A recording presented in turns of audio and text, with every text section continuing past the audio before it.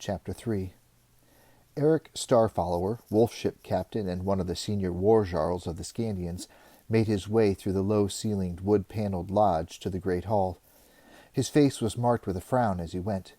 He had plenty to do, with the spring raiding season coming on. His ship needed repairs and refitting. Most of all, it needed the fine-tuning that only came a few days at sea could bring. Now this summons from Ragnak boded ill for his plans, particularly since the summons had come through the medium of Borsa, the Oberjarl's Hilfman, or administrator. If Borsa were involved, it usually meant that Ragnak had some little task for Eric to look after. Or some not-so-little task, the wolf ship skipper thought wryly. Breakfast was long since finished, so there were only a few servants cleaning up the hall when he arrived.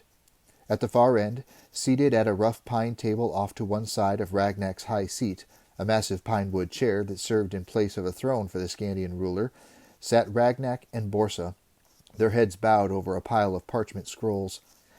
Eric recognized those scrolls. They were the tax returns for the various towns and shires throughout Skandia. Ragnak was obsessed with them. As for Borsa, his life was totally dominated by them. He breathed, slept, and dreamed the tax returns, and woe betide any local jarl who might try to short-change Ragnak or claim any deduction that wouldn't pass Borsa's fine-tooth comb inspection. Eric put two and two together and sighed quietly. The most likely conclusion that he could draw from the two facts of his summoning and the pile of tax returns on the table was that he was about to be sent off on another tax-collecting mission. Tax collecting was not something that Eric enjoyed. He was a raider and a sea-wolf, a pirate and a fighter. As such, his inclination was to be more on the side of the tax evaders than the Oberjarl and his eager-fingered Hilfman. Unfortunately, on those previous occasions where Eric had been sent out to collect overdue or unpaid taxes, he had been too successful for his own good. Now, whenever there was the slightest doubt that the amount of tax owing from a village or a shire, Borsa automatically thought of Eric as the solution to the problem. To make matters worse, Eric's attitude and approach to the job only added to his desirability in Borsa's and Ragnak's eyes. Bored with the task and considering it embarrassing and belittling, he made sure he spent as little time on the job as possible. The tortuous arguments and recalculation of amounts owing after all deductions had been approved and agreed, and they were not for him. Eric had opted for a more direct course, which consisted of seizing the person under investigation, ramming a double-headed broadaxe up under his chin, and threatening mayhem if all taxes, every single one of them, were not paid immediately. Eric's reputation as a fighter was well known throughout Skandia. To his annoyance, he was never asked to make good on his threat. The recalcitrants whom he visited invariably coughed up the due amount, and often a little extra that had never been in contention, without the slightest argument or hesitation. The two men at the table looked up as he made his way through the benches toward the end of the room. The great hall served more than one purpose. It was where Ragnak and his close followers took their meals. It was also the site of all banquets and official gatherings in Skandia's rough and ready social calendar. And the small open annex where Ragnak and Borsa were currently studying tax returns was also Ragnak's office. It wasn't particularly private, since any member of the inner or outer councils of the Jarls had access to the hall at any time of day. But then, Ragnak wasn't the sort to need privacy.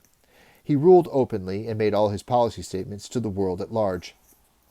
"Ah, Eric, there you are," said Borsa. And Eric thought, not for the first time, that the Hilfman had a habit of stating the bleeding obvious. "Who is it this time?" he asked in a resigned tone. He knew there was no use trying to argue his way out of the assignment, so he might as well just get on with it. With luck, it would be one of the small towns down the coast, and at least he might have a chance to work up his crew and wolf ship at the same time. "Oskrag," the Oberjarl told him, and Eric's hopes of salvaging something useful from the assignment faded to nothing. Ostkrag lay far inland to the east.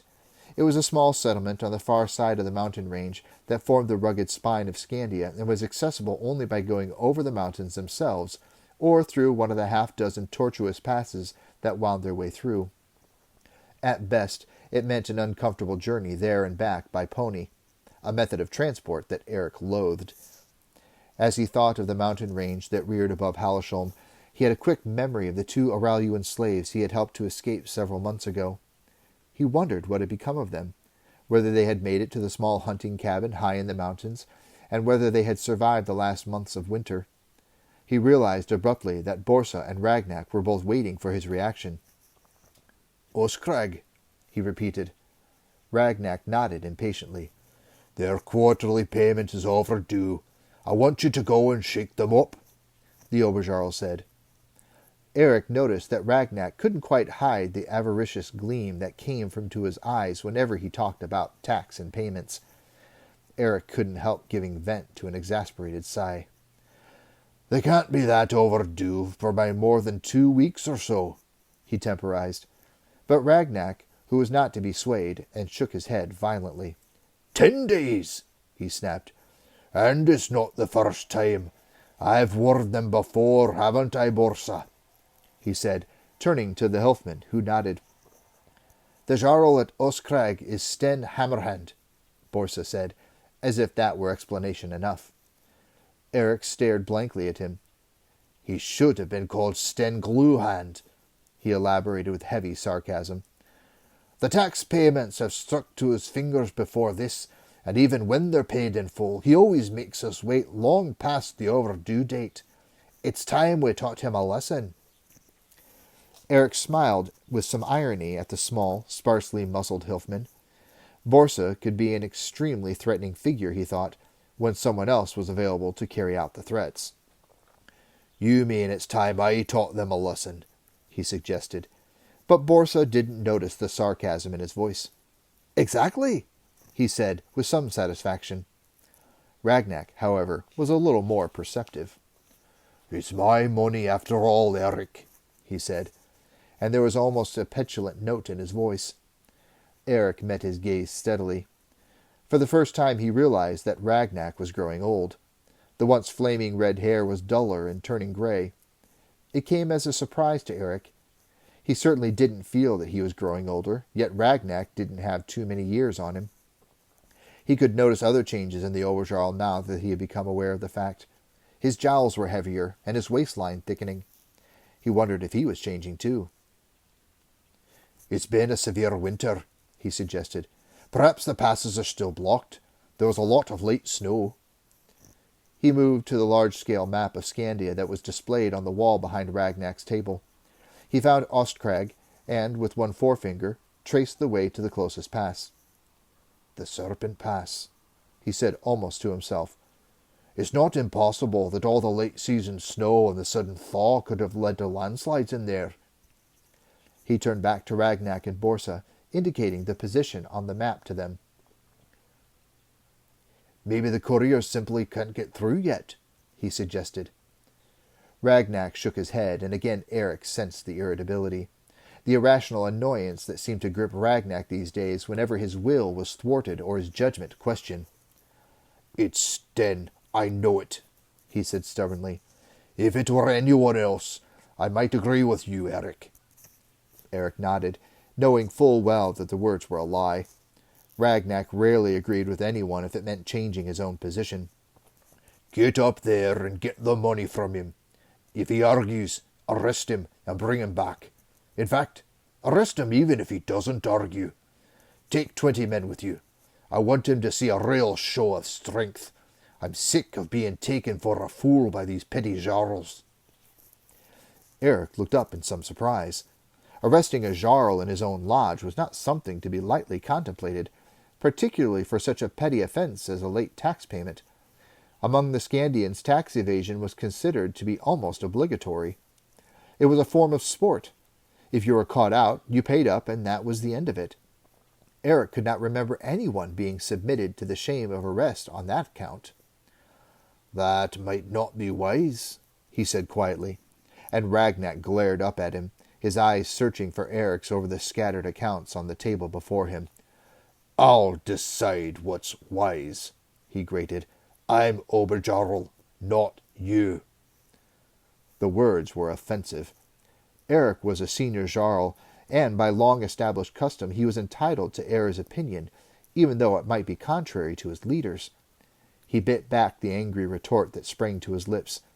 There was no point provoking Ragnak any further when he was in this mood. "I know you're the Oberjarl Ragnak," he said quietly, "but Sten is a Jarl in his own right, and he may well have a perfectly valid reason for this late payment. To arrest him in these circumstances would be unnecessarily provocative." "I'm telling you, he won't have what you call a valid reason." Ragnak's eyes were narrowed now, and his face was suffused with anger. "He's a thief and a holdout, and he needs to be made an example to others." "Ragnak," Eric began, trying to reason one last time. This time it was Borsa who interrupted. "Jarl Eric, you have your instructions. Now go do as you're ordered," he shouted. And Eric turned angrily to face him. "I follow the Oberjarl's orders, Hilfman, not yours." Borsa realized his mistake. He backed away a pace or two, making sure the substantial bulk of the table was between him and Eric. His eyes slid away from the other man's, and there was an ugly silence. Finally, Ragnak seemed to realize that some form of back-down might be necessary, although not too much. He said in an irritated tone, "Look, Eric, just go and get those taxes from Sten. And, if he's been holding out on purpose, bring him back here for trial. All right?" "And if he has a valid reason," Eric insisted. The Oberjarl waved a hand in surrender. "If he has a valid reason, you can leave him alone. Does that suit you?" Eric nodded. "Under those conditions, all right," he agreed. He had the loophole he'd been looking for. As far as he was concerned, the fact that Ragnak was an insufferable pain in the buttocks was more than a valid reason for not paying taxes on time. Mind you, he might have to find another way of phrasing it when he returned without arresting Sten.